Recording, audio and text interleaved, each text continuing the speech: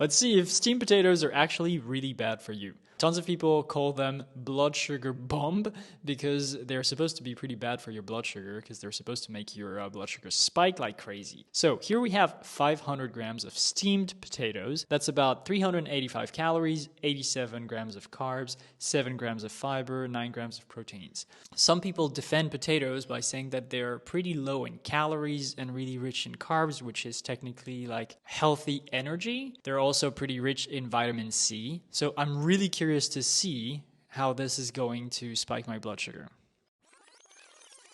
Wow, it's now been exactly 2.5 hours and something really unexpected happened. I gotta tell you this story. So it's gonna be a little bit longer, but I was not expecting this at all. So right after I ate the potatoes, I started to feel a little bit sick. Like kind of wanted to throw up or something. And I figured it's probably because it's a very heavy load of potatoes first thing in the morning like this. Not great. So I did something that I generally don't do, which is that I went to my sauna and I was like, okay, I'm just gonna relax for 20 minutes in the sauna and it's probably gonna pass, right? But I generally don't do this because I'm always afraid that I'm gonna do something that is going to mess up with the data that I'm gathering. So I generally don't do sports after I do a test or something, just to keep the data as clean as possible. I only drink water, I stay still, I keep working or something. But after the sauna, I checked really quick the monitor to see where I was. I was expecting to be super high up. And actually, we can see here, and wait for the end because it's actually like